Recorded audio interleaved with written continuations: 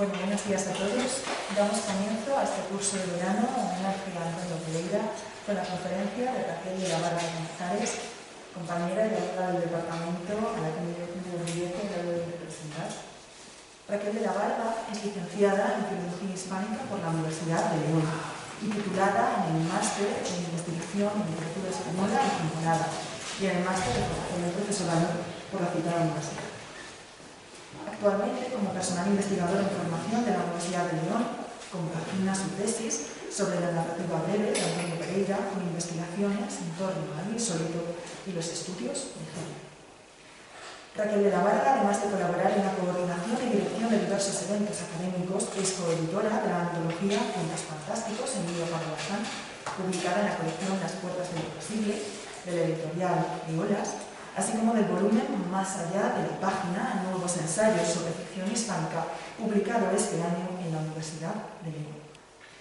Sobre Antonio Pereira ha presentado varias comunicaciones y ponencias en congresos sobre aspectos como la problemática del autobiografismo, la influencia del experimentalismo hispanoamericano, la metaficción, el simbolismo de los trenes o sus cuentos de carácter insólito y fantástico. Asimismo, ha publicado varios capítulos de libro y artículos en revistas científicas sobre diferentes aspectos de la narrativa breve e hiperbreve pereriana, como la problemática genérica y el hibridismo de sus microrelatos, la relación entre estructura, género e ideología en cuentos de la Cábila, un acercamiento a la economía y el poder, también en los cuentos de la Cábila, o una lectura comparativa con diversos cuentos de Juan Eduardo Zúñiga. Hoy tratará la guerra civil y el compromiso en tres cuentos olvidados de Antonio Pereira. Así, sin más dilación, le cedo la palabra. Muchas gracias, Carmen. Para mí también es un honor como compañera y amiga, y te lo agradezco porque solo desde la amistad se puede dar una imagen tan generosa de uno mismo. Le agradezco, por supuesto, también a Natalia, siempre que cuente conmigo, tanto en las labores de dirección como en este caso, por haberme invitado a presentar lo que es una pequeñita parte de mi tesis doctoral. Y les agradezco, por supuesto, a todos ustedes, los que estamos aquí, y también desde casa, porque es una maravilla por fin poder vernos las caras presencialmente, ¿no? Y bueno, ya había muchas ganas, sobre todo después de que se tuviera que posponer, ¿no? este curso de verano que estaba planteado, aunque de otra forma, para 2020. Bueno, respecto a la temática de este curso y a su vinculación con el autor, es necesario recordar que es que sobre la obra de Antonio Pereira se ha señalado en alguna ocasión, y lo voy a decir entre comillas, ¿no?, que era un autor poco comprometido. Y es que si lo comparamos con otros escritores de la misma generación, otros coetáneos suyos, puede parecer que ni en lo personal ni en lo literario mostró un rechazo abierto contra las imposiciones de la dictadura, ¿no?, en comparación. Si dejamos de lado lo meramente biográfico, terreno que a menudo confundimos con lo ficcional, María Soler Rodríguez señalaba ya hace más de 20 años, respecto a la obra de Pereira y a la de otros autores leoneses, que la presencia de la memoria histórica, de la guerra civil como tema literario, era un tema secundario, y cito, como una mera circunstancia en la vida de algunos seres, algunos personajes, que aunque estén muy condicionados por ella, se nos presentan en sus vivencias individuales. Y creo que deberíamos empezar por preguntarnos ¿de qué hablamos cuando hablamos de compromiso, no? Al haber nacido en 1923, Antonio Pereira vivió en primera persona una realidad histórica que ha limitado la vida de los españoles en todas sus facetas durante gran parte del siglo XX y hasta la actualidad. La guerra civil, el exilio, la dura posguerra, la dictadura han condicionado la vida y la literatura de tal manera que un escritor nacido en ese año había de formar parte, por fuerza, si seguimos un criterio cronológico, de lo que se ha denominado como la generación del medio siglo, generación del 50 o los niños de la guerra, a la que, por cierto, se asocia el rótulo del realismo social, que es casi una epítome del compromiso en la literatura, al partir, entre otras premisas, del presupuesto de que la realidad es objetivable y, como tal, representable en el plano ficcional, por lo que escribir sobre la realidad equivale a estar denunciando lo que ocurre en la sociedad misma, ¿no? Y basta con pensar en nombres como Carmen Martín Gaite, Sánchez Ferlosio, los hermanos Goytisolo, Aldecoa, etcétera, para traernos, recordar ese testimonialismo y ese carácter mimético que ha hecho que algunas de estas obras, salidas de la pluma de estos autores, se consideren casi como documentos historiográficos por encima de su valor literario. Aunque Pereira sufrió durante su infancia y su juventud los condicionantes que supuso la guerra, como vamos a ver, no encaja dentro de este movimiento del realismo social, ni en realidad encaja dentro de ningún movimiento poético literario en un sentido estricto, ¿no? Las primeras obras publicadas por el villafranquino, que eran los poemarios El regreso y El monte y los caminos, vieron la luz en 1964 y 1966, respectivamente, coincidiendo con los años activos de la revista Claraboya, y eso tiene mucho sentido ahora que estamos aquí, cuya órbita, que siempre le fue cercana a través de su amistad con el padre González de Lama, pero de cuyos presupuestos ideológicos y estéticos estuvo alejado, en tanto que en su poesía no había ese sustrato, ese intento declarado por remover las conciencias, ¿no? En el breviario Los enigmas poéticos de Antonio Pereira, de José Antonio Llama, él lo esclarece a la perfección y traza un recorrido por esa producción en verso, entre la que podemos hallar unos poemas que sí destacan por ese sentido del fuerte compromiso en su vertiente social o política, ¿no? Por ejemplo, este poema que comienza así, ¿no? Cerrad las puertas, y que del año 66, que lo que hace es estar reclamando esa concordia para los españoles para superar las heridas del pasado. O, por ejemplo, este otro tan conocido, no sé si se leerá desde atrás, Oporto, Ser, ¿no? Donde, bueno, pues llama la atención en este caso, un fuerte compromiso social, ¿no? Con esa parte menos visible del sistema de producción dentro del Caminero de Sagas. Y otro caso muy conocido es es un poema en 3 partes que compuso pues, en memoria de Jean Moulin, este héroe de la resistencia francesa que fue torturado y cuyo conocimiento, ¿no? de lo que le había ocurrido pues le impactó muchísimo, ¿no? Hasta el punto de ir a París. Bueno, era algo que siempre le oí contar a Úrsula muchas veces, ¿no? Porque le había impactado muchísimo. Y ya yéndonos a la parte narrativa, hay que citar que dentro de las 3 novelas publicadas por Pereira, La costa de los fuegos tardíos, esta nos hablará después la profesora Carmen Morán, pero que País de los Losadas, publicada en 1978, Raquel, un segundito, sí. Perdona que interrumpa, los de casa no están viendo pasar las diapositivas y yo tampoco, ¿no? En nuestro solo se mueven en tu ordenador. ¿Ah, sí? Pero no Pues, sé si es que no lo habéis compartido y estáis pasándolo. Pero sí ¿Que está compartido dentro del Meet? Sí, mira. Y si Ahora, pero lo sí. estáis moviendo dentro del Meet, sí. Pues no sé. Ahora sí. Bueno, Seguimos ahí, perdona. nada, gracias Natalia. Y disculpad. Pues en esta novela, no sé si los de casa, Ahora sí, lo veis ahora. sí. Vale. País de los Losadas, repito, publicada en el 78, a través del recurso del manuscrito encontrado, nos pone tras la pista de las vivencias de Jacobo Losada, que es un republicano que huido a los montes con los maquis. Y por mucho que el propio Pereira, como afirmó, asegurase que no era una obra, cito, ni política ni comprometida, pues el contexto en el que se desarrolla a través de los 2 planos temporales que conjuga durante la guerra y durante los años 50, y a través de todos los hechos políticos de la política local que sugiere, bueno, puede no ser comprometido, pero desde luego es político y nada inocente, ¿no?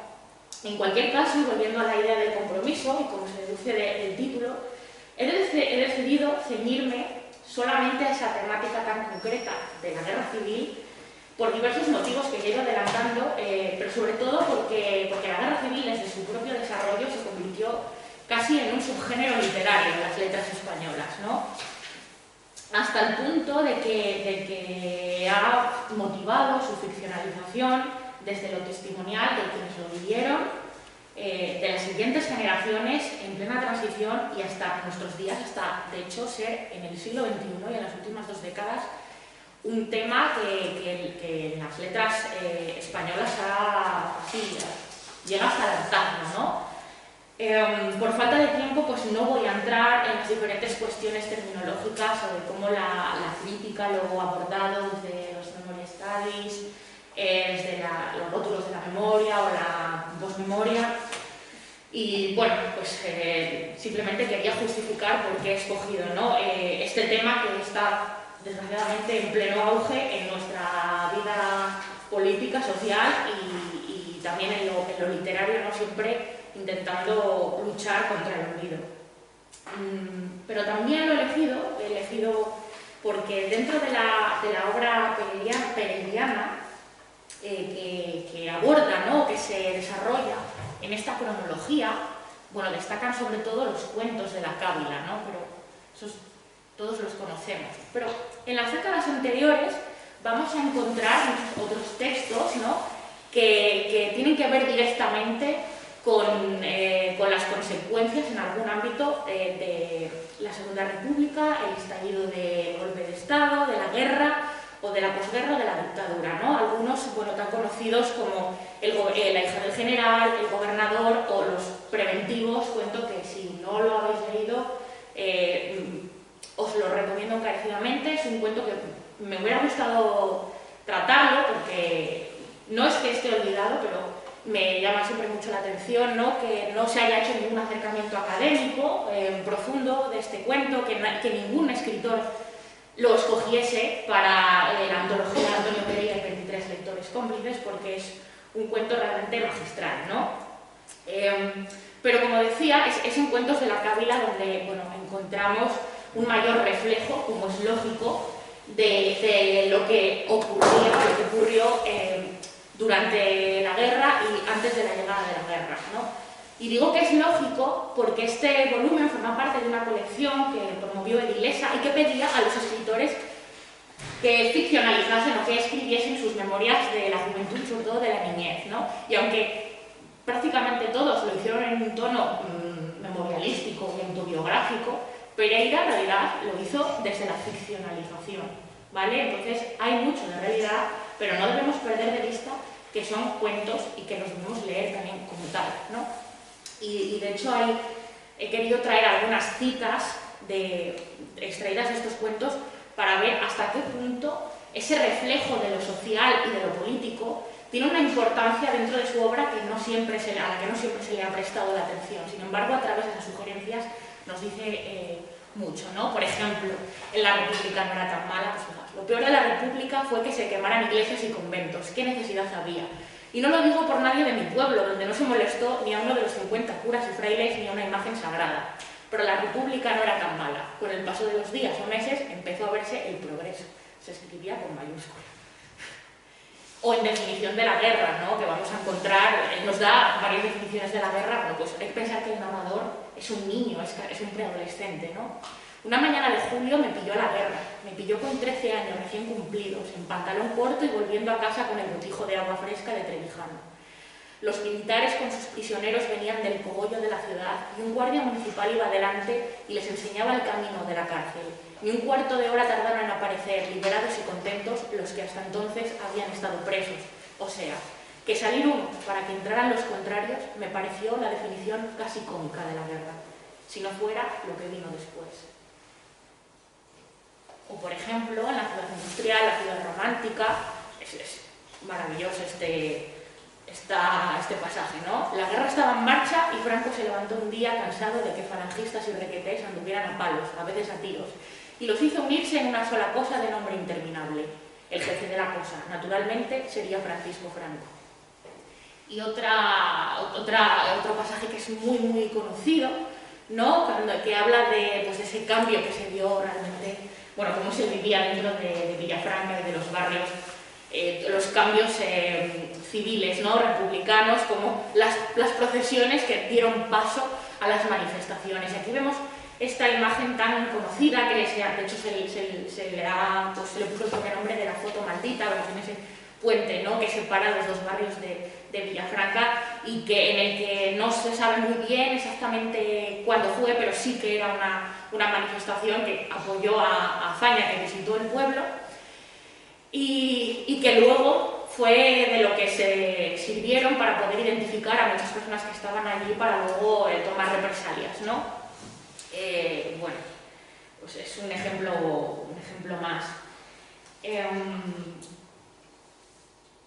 En cualquier caso, como se puede deducir, la visión que se da del conflicto, del golpe de Estado, de la Segunda República, está bastante dulcificada, está bastante taimada, ¿no?, por ese narrador que finge ser adolescente, ¿no? El paso de los años, pues lo que nos... En realidad, parece que lo que a Pereira le interesa contarnos aquí es contarse a sí mismo y explicar cómo a él y a muchas otras personas, pues cuando tienes 13 años, todos estos acontecimientos que eran terribles y que iban a condicionar tantas vidas humanas, pues en realidad quedaban en un segundo plano en comparación con las vivencias adolescentes que él tenía, como eran pues esos amores por las forasteras, por las primas, etcétera, ¿no? Y que es un mensaje un poco universal de cómo a veces nos aferramos a estas experiencias, ¿no?, para no pensar en otras cuestiones, ¿no? Pero hoy he querido traer aquí 3 cuentos, un poco maliciosa poniendo el rótulo de olvidados, pero lo digo porque realmente me duele que no se les haya prestado más atención, ¿no? Esos cuentos son El ingeniero Balboa, publicado por primera vez en 1976, La resistencia, en 1982, y El hombre de la casa, en 1991.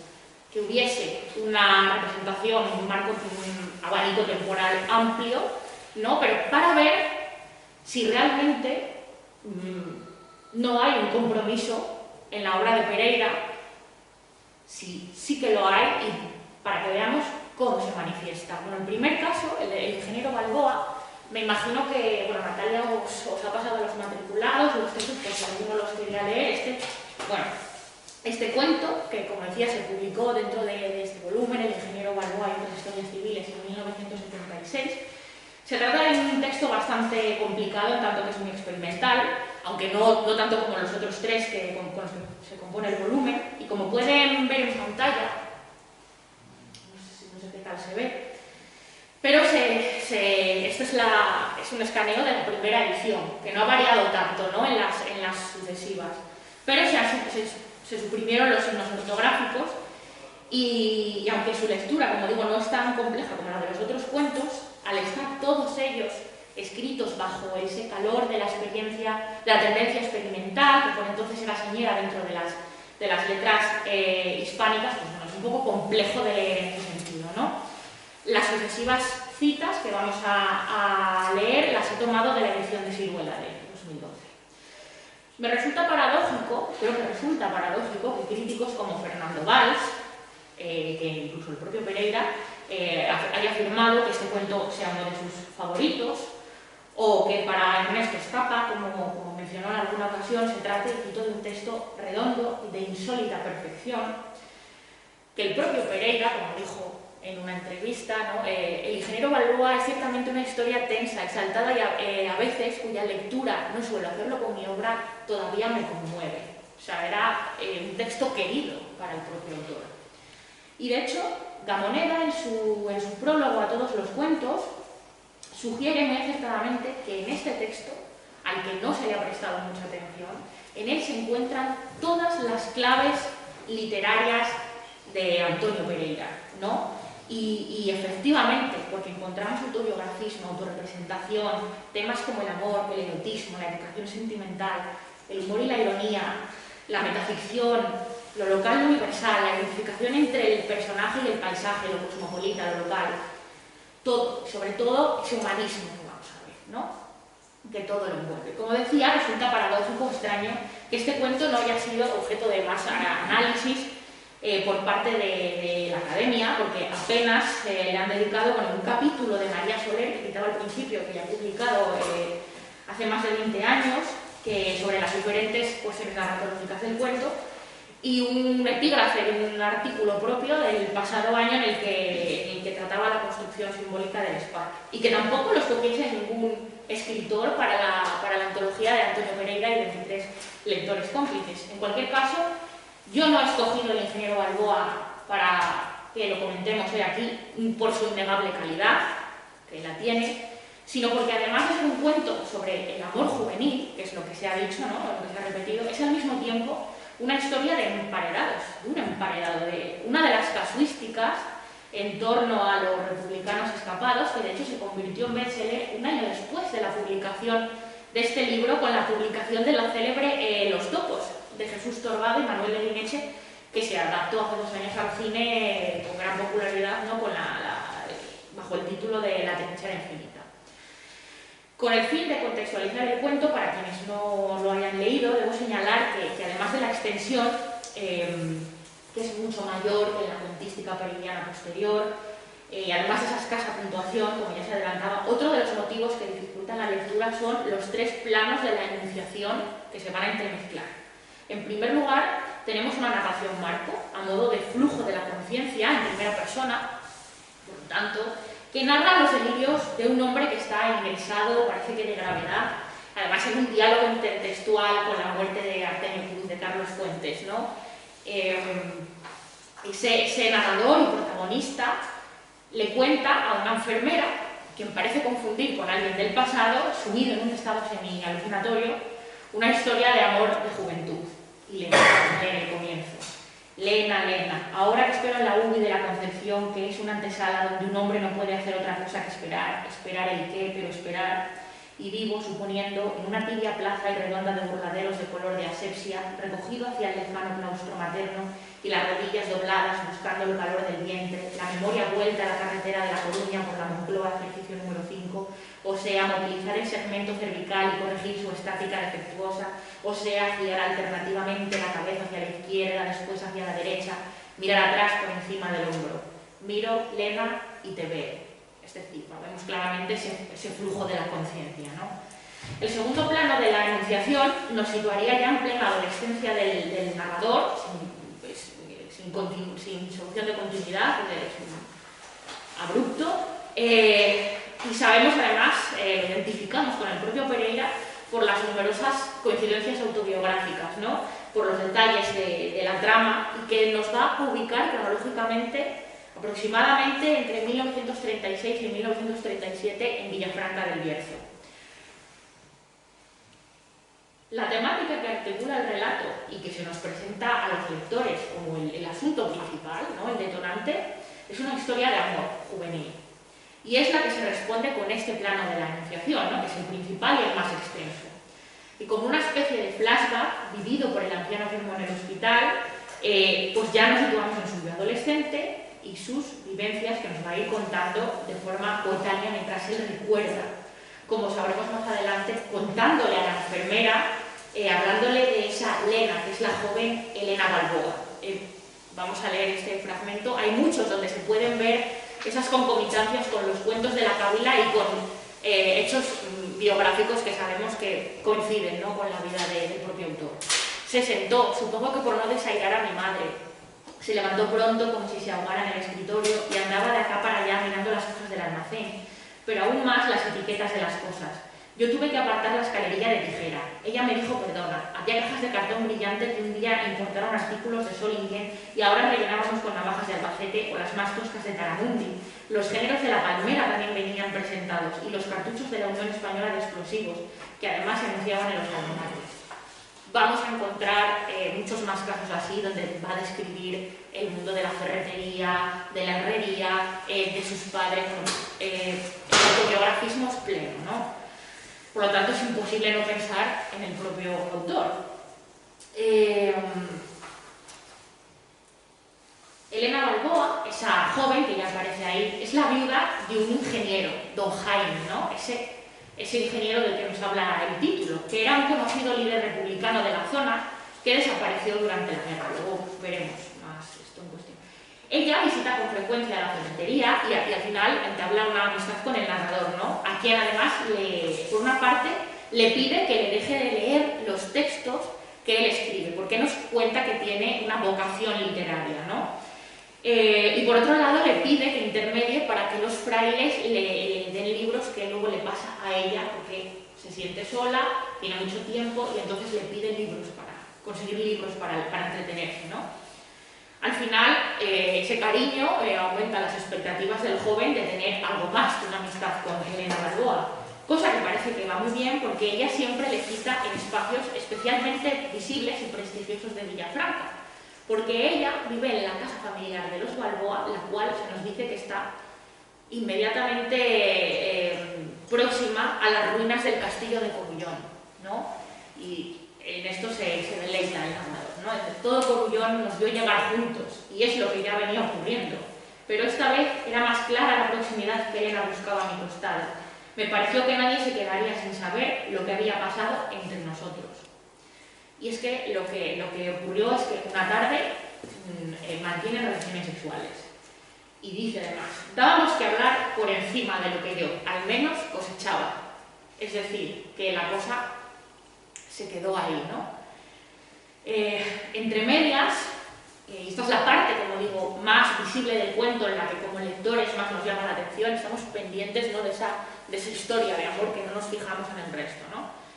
Entre medias, ese narrador da unos saltos abruptos, casi sin darnos cuenta, que nos trasladan a un tercer plano de la iniciación, y que es el plano metadiegético, es la historia que el joven Pereira, en este caso, bueno, ese joven narrador, está escribiendo sobre una doncella de familia noble, que es la historia, ¿no?, de la familia el linaje noble del castillo de los marqueses de Villafranca.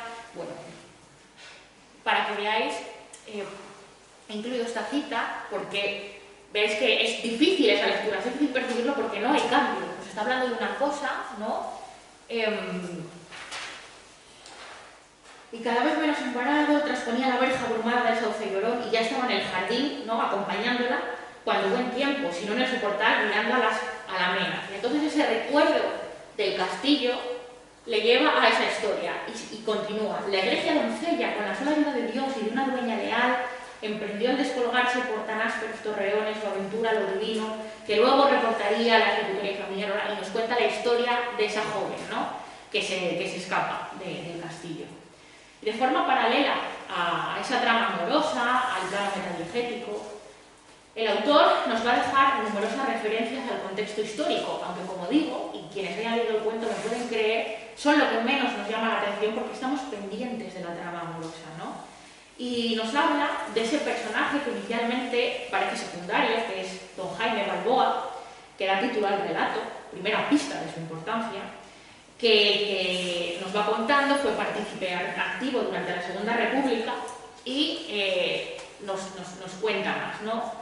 Fijaos qué importante, cuando dice, cuando empecé a tener noticia de ellos, era yo muy chico. A él lo recuerdo del día de la República. Yo debería estar jugando suelto y ajeno. Probablemente jugaba, pero de algún modo me complicaban en el suceso la gravedad sombría de mi padre y la preocupación de mi madre, por si obligaban al arreglo morado de la bandera en las colgaduras de las procesiones. Pasó entonces por la carretera junto a nuestra casa, Dios inalcanzable, todo vestido de cuadros, con ojos de metal y negra la barba, y yo tuve delante el primer laberinto de mi vida, porque a pesar de ser de los otros, lo había murmurado mi padre, se llevaba la mano a la visera y daba las buenas tardes. Fijaos siempre en todo lo que sugiere Pereira, ¿no?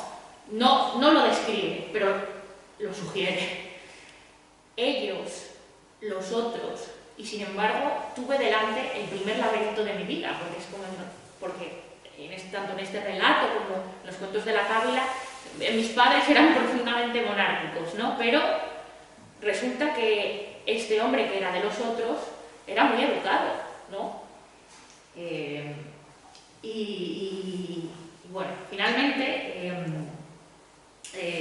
nos cuenta más de este personaje, nos habla de esa pareja, de él y de Elena Balboa, y de cómo viajaban, ¿no?, y de cómo tenían proyectos que eran muy modernos para la época. Y por eso dice, bueno, los imagino en playas incruentas, ella tan joven y más esbelta, si cabe, él con sus planchados pantalones blancos, pero se anticiparon. Y eran tiempos en que aparentes casualidades echaban a los hombres por este camino, por el otro camino o contra una pared que no lleva a ninguna parte. Fijaos lo que está diciendo en las capas de lectura que tiene esto. Debió de ser bien triste el momento del ingeniero Balboa dejando esposa reciente, y ya antes le habían arrancado los libros, los papeles, los discursos y las fotografías. Dicen que incluso la tela de una bandera. No fue el único, pero sí el más penetrante en nuestras imaginaciones. Seguro que otros rapaces como yo habrán tenido sueños de aquel roble perseguido por las balas. Cuentan con mucho detalle que en el puente intentó la fuga. Esto no es baladí. 2 pasos vacilantes, más balas segadoras, porque no hay nada tan fácil ni tan difícil como ultimar una vida. Aquí mismo, en esta enfermería curada, ya, y después el cuerpo inútil perdiéndose entre las aguas borrosas de la tormenta. Es decir, que por lo que nos cuenta, en una persecución, este líder republicano intentó huir y le dispararon por la espalda y su cuerpo se perdió en el río, ¿no? Bueno, y finalmente vamos a ver el final del cuento. Lo que ocurre es que de repente una noche hay un incendio, ¿no? Entonces el narrador se da cuenta de que es la casa de Elena Balboa la que está ardiendo, ¿no? Entonces va inmediatamente corriendo hasta allí y vamos a leer todo ese pasaje que dice: sorteando restos humanos o apartándolos con fiereza, supe llegar sin titubeos a la cámara que yo había presupuesto hasta en los colores del empapelado. Entré como un viento hasta el centro de la estancia revuelta. Allí, quieto, clavado, me puse a envejecer. Al fondo, cerca de la ancha cama, y la cama tenía dosel, enseñaba la pared un roto aún polvoriento por lo reciente, como boca de túnel o alacena infinita. Un hombre desenterrado y flaco lo cubría en parte. Entonces aquí ya entendemos qué es lo que ha pasado. Que ese ingeniero Balboa estaba emparedado dentro de la casa. Por falta de tiempo, esto es muy largo, no hemos visto ningún pasaje de los muchos que hay sobre esa casa, ¿no? Y la importancia que tiene ese espacio doméstico simbólico en el que ese ingeniero, su presencia es fantasmal, es espectral, siempre está ahí aunque no está. Y ahora sabemos que efectivamente sí que estaba. Pero él venía ya con la mano alzada. Pensé de pronto que a castigarme. No, que a dármela a besar. No, la dejó un momento en el aire, oloroso a resinas quemadas. Luego tuve aquel gesto para un tapiz. Su diestra descolorida por entre los madojos velludos la puso sobre el vientre de la mujer. Allí la descansó y era una declaración de propiedad tan solemne que daban ganas de arrodillarse. O sea, que ella estaba diciendo: ese hijo es mío, no es tuyo, ¿no? Está embarazada Elena, que ahora vemos que se ha desmayado o ha muerto, ¿no?, en el incendio. Apolinar, como un chambelán sordo, hosco y fiel, se limpió una lágrima sabedora. Tú estabas apenas, replegada bajo la tela del vestido, por más que este no fuera ya de luto ni de alivio, de flores tensas y amarillas, sí. No me miraste, quizá te has muerto o morirás sin saber que corrí a tu lado, como yo no sabré nunca si me quisiste o si solo me necesitabas para justificar el fruto delator de vuestro secreto, vencedor sobre la ley de fugas. Él sí me miró, Elena, me mira ahora, de mentor escondido, crece a protagonista en el centro único de esta historia. A todos nos aparta. Creo que fue mi primer afecto adulto, francamente republicano, cuando al pasar me dijo con los ojos gracias, que escribiera sin amos, como en aquellos versos, que el destino llegaba puntual, ahora que él había leído todos los libros de los frailes. Lena, un poco de agua, por favor. ¿Por qué me parece tan importante este cuento? Porque, además de lo que ya he adelantado sobre esa capacidad de sugerencia y de todo lo que nos va adelantando, por un lado, vemos que el amor, el erotismo, que es omnipresente, es una de las claves de la narrativa peregriniana, siempre se impone a todo, siempre se impone a todo. Y en este caso, lo que nos está diciendo al final esa declaración de intenciones es que en este caso, su respeto, lo que él aprendió en ese momento, ¿no?, ese respeto por algo que creía algo que no, por un contrario, está por encima de ese amor. Nos había dicho, fue el primer laberinto de mi vida. Y de forma simbólica, lo que nos está diciendo es que ese ingeniero Balboa, que está en el título del relato, que está presente como un fantasma para al final decirnos, él es el centro de esta historia, es como decirnos, ese reconocimiento final, mi primer afecto adulto fue francamente republicano, tiene mucha importancia si lo leemos en el conjunto de toda la cuentística de Pereira, en la que siempre parece que el amor, aunque sea de una forma humorística, de una forma irónica, ¿no? Pues es el tema principal, y en este caso también. Pero me parece muy simbólico que diga esto. Y todo lo que se insinúa, todas las conexiones, los datos, no he incluido más, pero habla de muchos detalles del momento, ¿no? Nos habla del yugo y las flechas, de muchas cuestiones políticas que pueden parecer secundarias, pero que nos dan una imagen del contexto mucho más profundo de lo que parece. En este caso, cuando nos dice vencedor sobre la ley de fugas y lo que nos ha contado. La ley de fugas, como sabréis, era un sistema ilegal, ¿no? Porque permitía, una ley no escrita, que permitía disparar por la espalda a un preso por parte del orden, ¿no?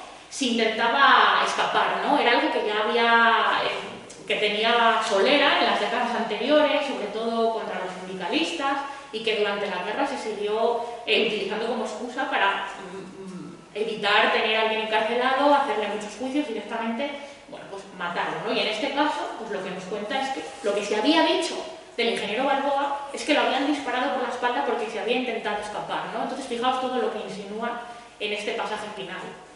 Debemos dudar de todo eso, ¿no?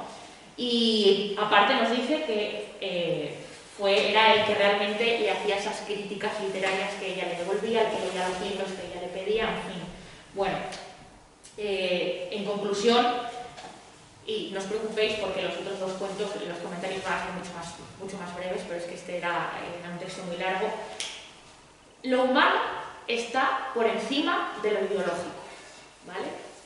En el siguiente cuento, en la Resistencia, publicado dentro de los brazos de la griega, 1982, pues es básicamente una conversación entre dos hombres. Y este cuento sí que me imagino que ha quedado de verdad en un segundo plano, ¿no? Es uno de esos muchos cuentos que merecen que lo leamos y ver todos esos detalles sobre los que se puede todavía analizar y ver la genialidad narrativa, ¿no? De este autor.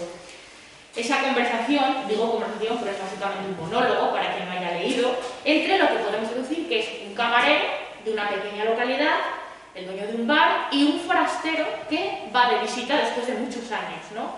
Entonces, bueno, lo que podemos deducir y que se ve ya en el inicio del relato, ¿no? Así que, entonces, usted fue de los que estuvieron con el destacamento. No sé si de ningún otro que haya vuelto por aquí. Han pasado muchos años. No revolvamos aquello. Tómese una copa. Se agradece, dijo el forastero. Ahora se da uno cuenta de lo jóvenes que éramos. Tenía su emoción aquel riesgo de las noches preparatorias, cuando escapábamos de nuestras casas porque todo había que tenerlo calculado para no fallar. Y dice usted que no era ni oficial ni sargento, escribiente, dice el forastero.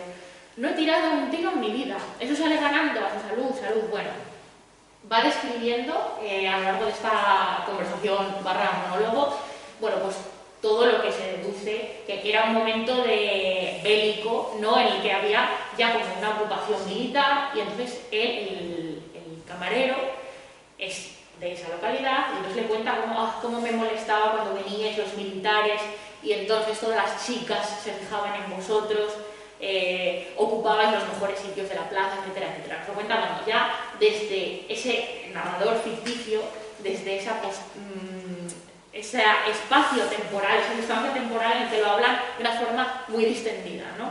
Y sin embargo hablan de hechos pues, que se entiende que son muy traumáticos. Lo que va a ocurrir en mi cuento es como este personaje, este narrador, cuenta una anécdota de cómo en la procesión del Viernes Santo, como los lugares destacados para pujar por los pasos estaban reservados para esos militares, esos altos cargos, cómo hicieron una especie de protesta ocupando las imágenes y no dejando salir una procesión que era una cosa tan importante, ¿no? De una señal de Oravallo sacamos lo mismo que las habíamos metido las túnicas por la cabeza, pero no solo las de la Dolorosa, todos los implicados desde el primero hasta el último. Al quitar los antifaces nos quitamos el disimulo. Aparecieron nuestras intenciones que muchos estaban viendo con asombro y enseguida con pánico. Hicimos estallar la bomba, o sea, la huelga. Con que sin procesión hasta el año que viene. Allí dejamos plantada a la Madonna y a los santos con todos sus implementos. Bueno, ese es la anécdota, ¿no?, que sostiene el cuento, y que finalmente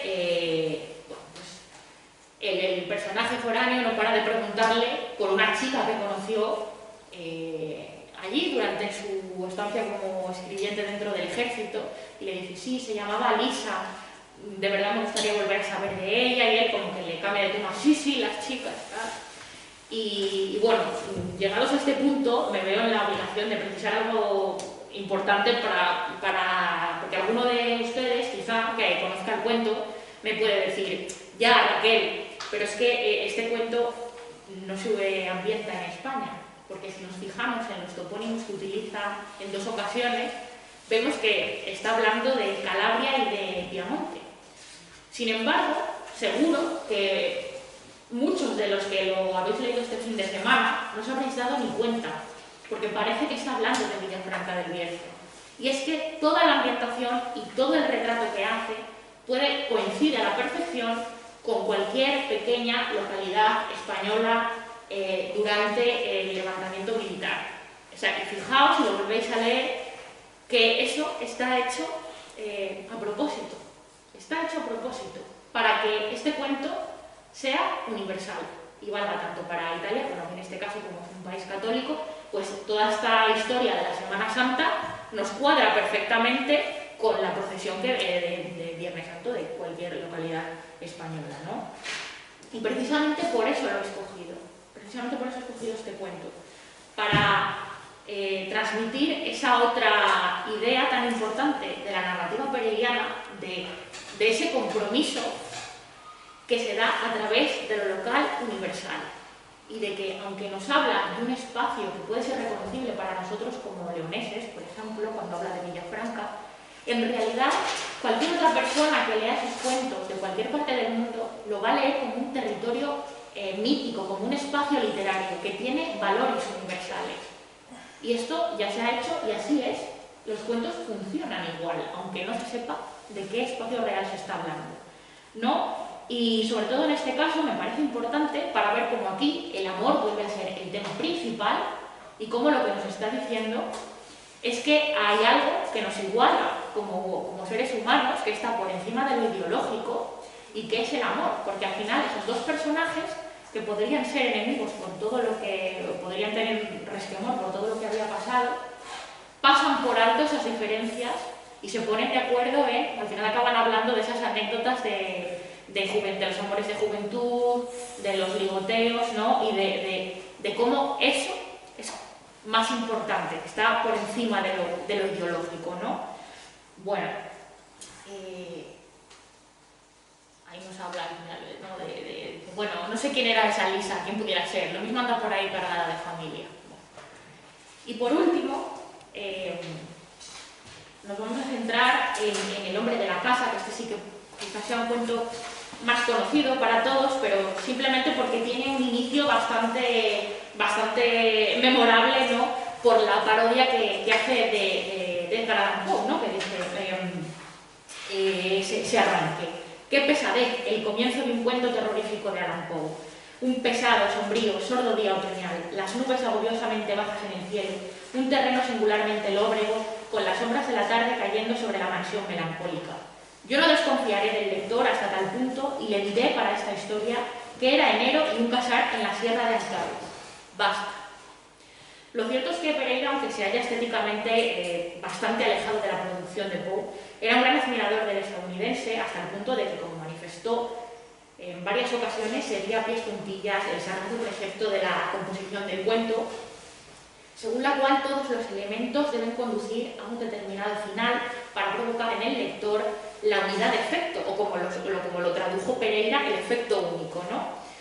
Y así ocurre tanto en El hombre de la casa como en La caída de la casa Asher, que es el cuento que está citando en este inicio, ¿no? Y de hecho es la traducción y la edición, bueno, la traducción, pero es la manejó la edición que hizo Chicho Ibáñez Serrador para Salvat de las narraciones extraordinarias, y que sabemos seguro que es la que la tuvo, porque de hecho está entre los fondos de la Fundación Antonio Pereira, y se puede ver, se puede tocar, y se pueden ver las anotaciones, ¿no?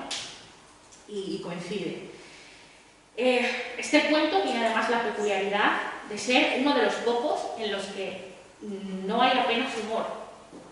Y la ironía que hay, especialmente a través de esta construcción que vemos en el título, ¿no?, del hombre de la casa, está llena de acidez, y es una cuestión a la que vamos a volver más adelante. Y como decía, solo ha sido abordado por este tema, ¿no?, de la metaficción, ¿no?, de la parodia de Poe, pero tiene mucho más, este cuento tiene mucho más. Además de contextualizar con este pasaje, ¿no?, el espacio y el tiempo, era enero y un casar en la Sierra de Ancares, el texto hace alusiones constantes al conflicto que están viviendo, además es Nochebuena, en esa sierra, y de hecho nos da también la justificación de por qué contarlo en este momento cuando el narrador en realidad ya es un hombre maduro que nos habla de su niñez, y dice: de aquella noche de armas y caras amenazadoras, ahora puedo contarlo todo. Los años y algunas muertes naturales han quitado sentido a la consigna de silencio que pesaba sobre nuestra familia. Quizás sea algo esto que nos pueda resultar familiar, ¿no? Además, añade ese narrador preadolescente, que es el único hombre que está allí, ¿no? Es el único varón, porque mis tíos estaban en el frente y escribían pocas cartas. La casa de los abuelos, quitándome a mí, se había quedado en una casa de mujeres. Esto va a reiterar mucho eso, ¿no?, en que es una casa de mujeres. El desencadenante del cuento es la irrupción en la casa de un grupo de hombres que vienen del monte, es de noche, ¿no?, y venían a caballo, pero embarrados como si marcharan a pie.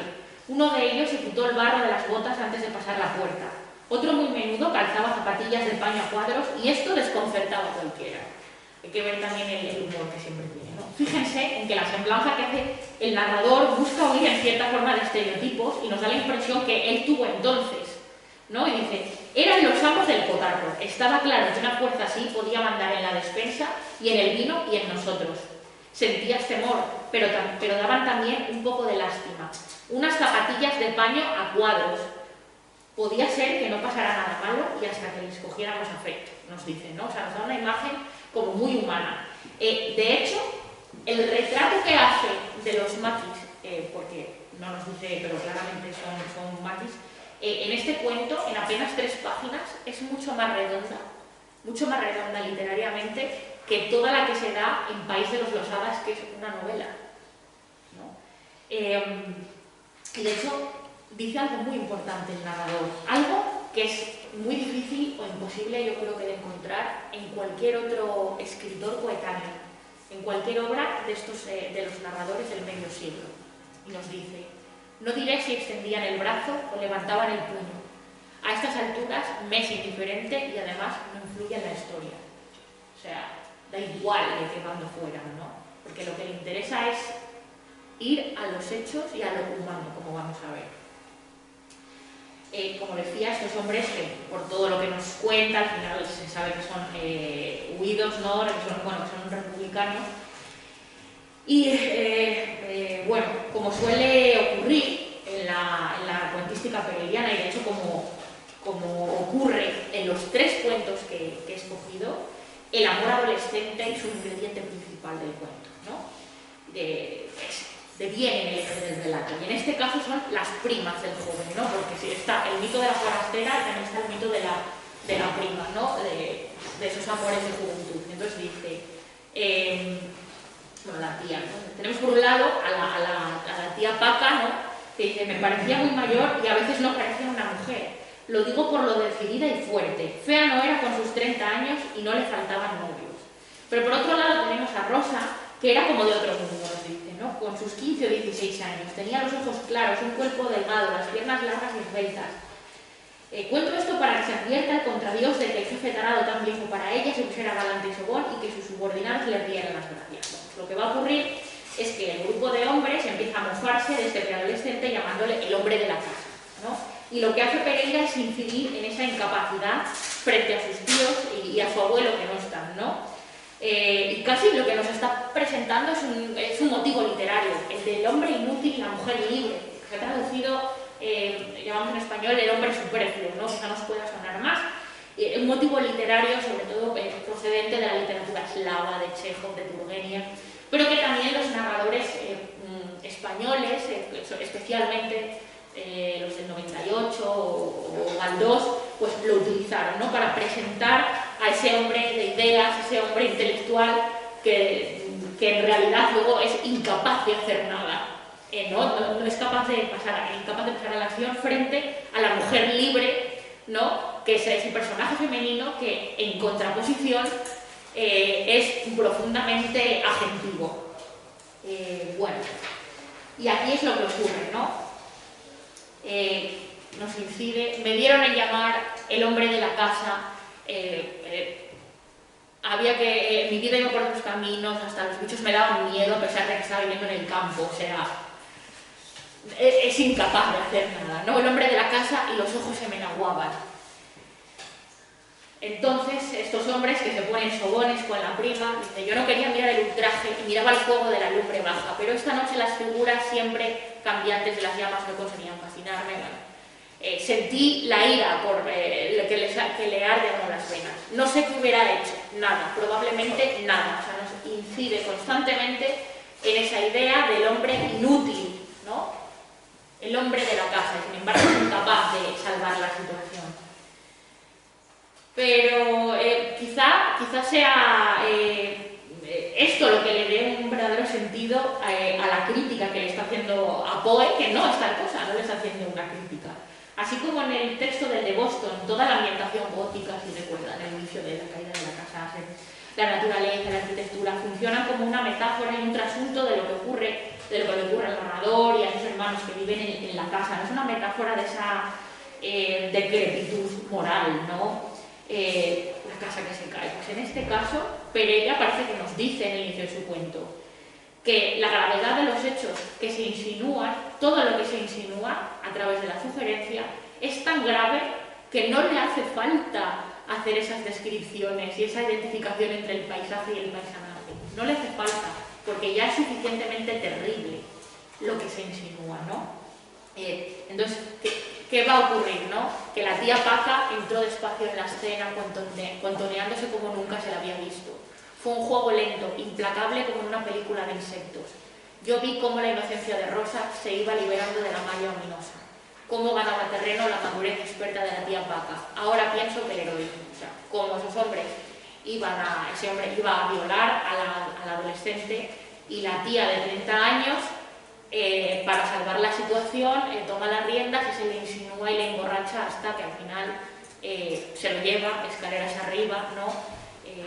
Y la tía Paca no se volvió para mirarnos. Ese es el final del cuento. Entonces,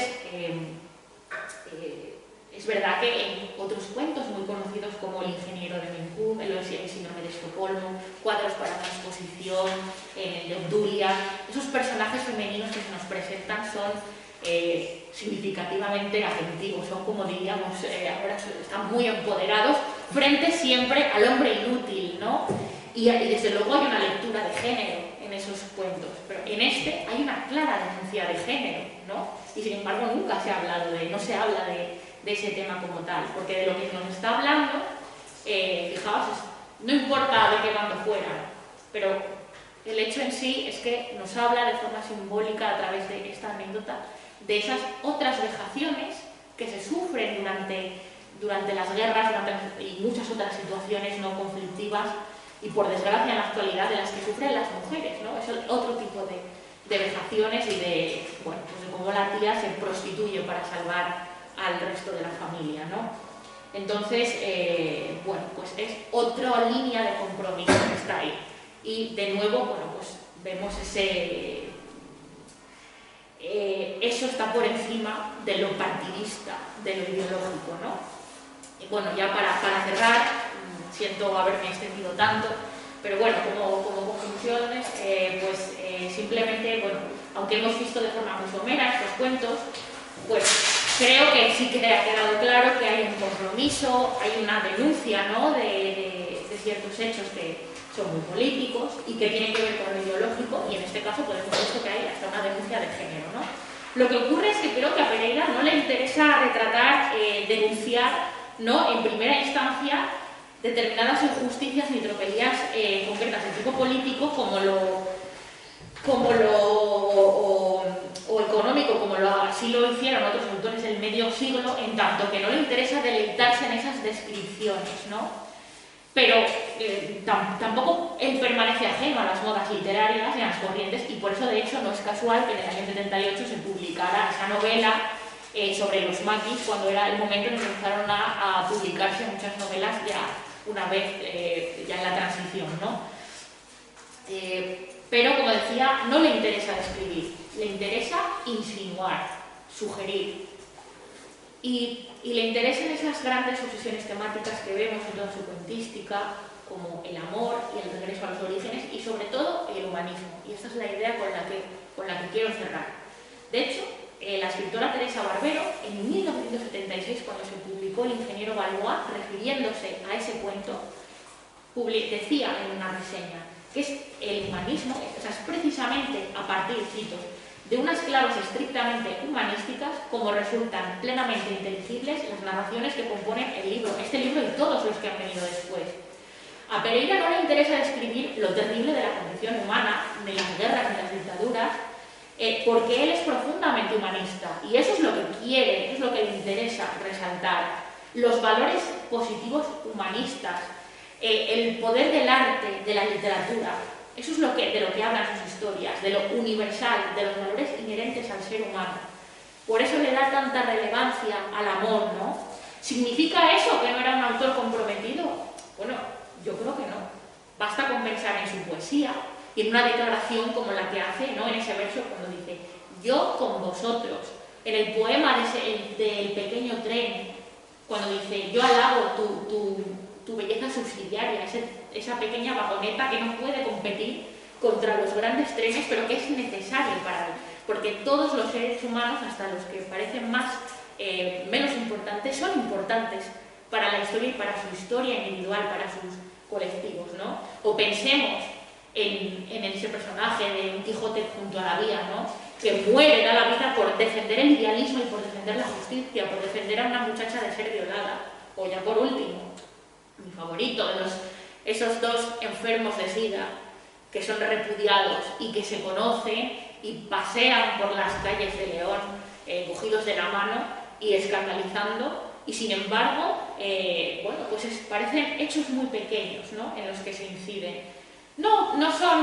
Pueden parecer cuentos o personajes que no son políticamente muy comprometidos ni revolucionarios a nivel político, pero sí que nos presentan pequeños hechos muy relevantes a nivel humano y sobre todo a mí me parece que sí que son muy subversivos. Entonces, bueno, pues, termino con esa idea de ese compromiso con el ser humano, con las pequeñas cosas y con los valores de los que hablabais, ¿no?, que debe defender la literatura para que podamos seguir avanzando y a través también de cómo la literatura nos ayuda.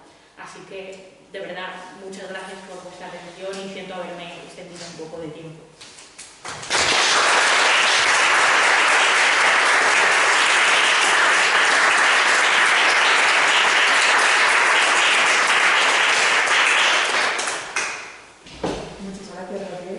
Si hay alguna pregunta que alguien le quiera hacer.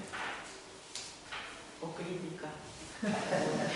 Mira, ni pregunta ni crítica, pero dos comentarios muy rápidos. Yo he disfrutado mucho un momento dado de alguna cara, cuando has hablado de lo de el hombre inútil, ha habido caras de sorpresa, y es verdad que aparece, que después has citado otros títulos como el síndrome de Estocolmo, ¿no? No tanto como que lo sea del todo, pero sí que se retrata a sí mismo, ¿no?, como hombre inútil frente a la mujer, que es la que al final resuelve las situaciones en las que se enfrentan. Entonces, bueno, que lo sepáis, los que os habéis sorprendido tanto, que también existen nuestros motivos, porque a veces es cierto que vemos otro en las aulas.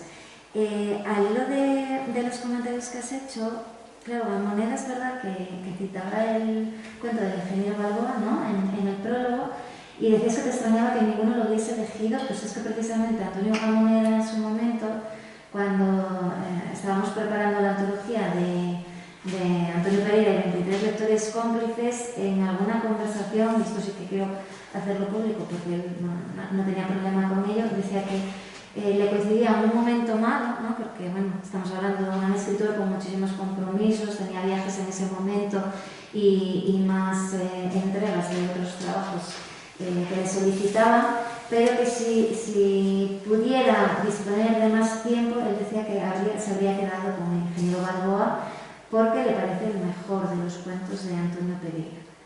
Lo que pasa que era muy difícil para el momento, ¿no? El poco tiempo que tenía para poder desarrollarlo, pero que sí era. Y fíjate que se vas dando un clavo, porque me dices también que no entiendes que ningún autor de esos 23 que comentan, el libro son 23 autores actuales conocidos que comentan cuentos de Antonio Pereira que ellos mismos eligen, ¿no?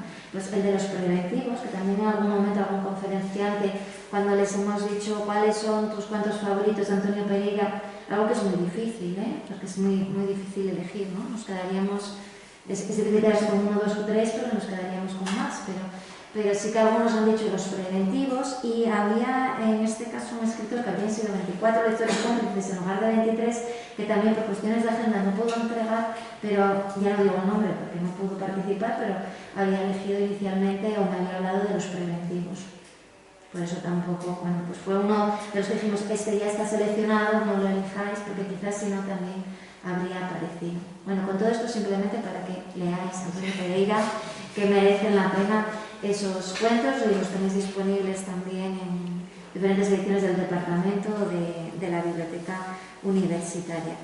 Solo era un comentario, no es ninguna pregunta, si alguien quiere... De todas maneras, por darte la réplica, es que puede, si nunca hemos oído este rótulo, ¿no?, del hombre inútil, nos puede parecer un poco fuerte, pero es como un tema literario, un tipo literario, ¿no? Y aunque, como comentaba, quizás sea más conocido en España como el hombre superfluo, ¿no? Y es que es muy llamativo como siempre